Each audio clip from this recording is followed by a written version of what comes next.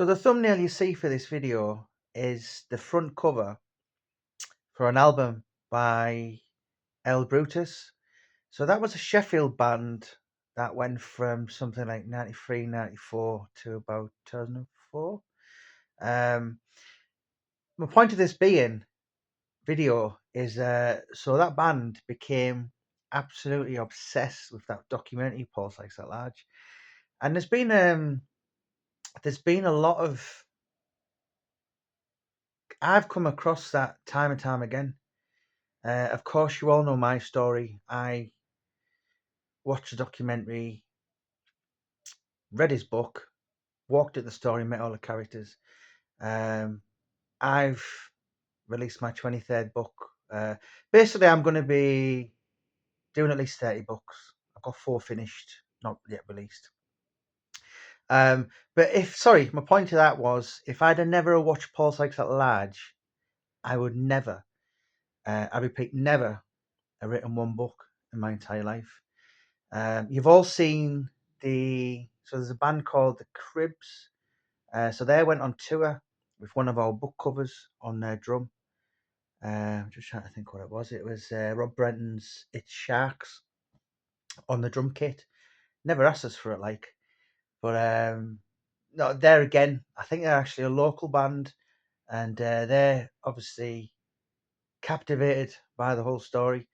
But when I went to meet Roger Greenwood in 2015 now, 10 years ago.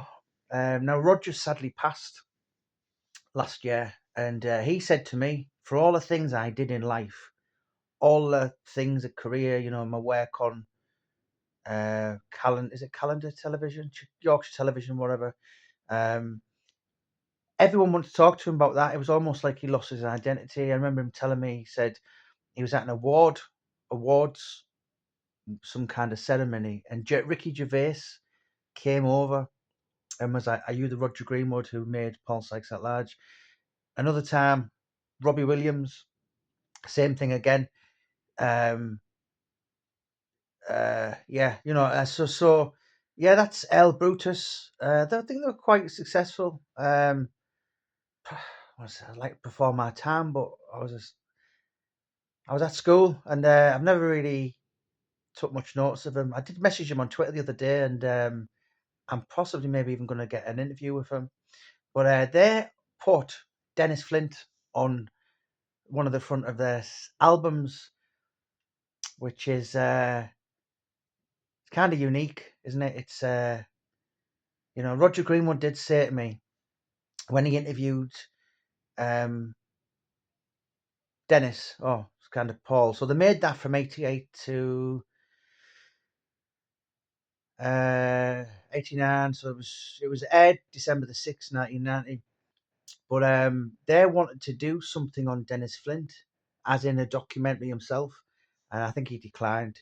Um, of course, Roger, he, by his own admission, said that Paul Sykes documentary was, I don't know, maybe his finest piece of work. It was definitely up there. Obviously, it's being watched by millions now, and those were the days before YouTube wasn't about. And obviously, they wanted to go back and do some kind of sequel with Sykes, but this was the late 90s. But he said I realised he was too far gone then. Obviously, sleeping on the streets, chronic alcoholic, drug addict, and all that. But yeah, the thumbnail to this video isn't doctored in any by any means. It's a real album, and of course, it's Dennis Flint from Heath Common. I would have loved to have met him. Sadly, died 2001. And what a character he was. But yeah, he was the face of the Earl Brutus 1993 album. The album of it slips me. In fact, of course, you can just see the name of the album, but it's on the thumbnail. I probably should have had a look before I did this video. But yeah, that's no joke. Dennis Flint was the face of Earl Brutus's musical album.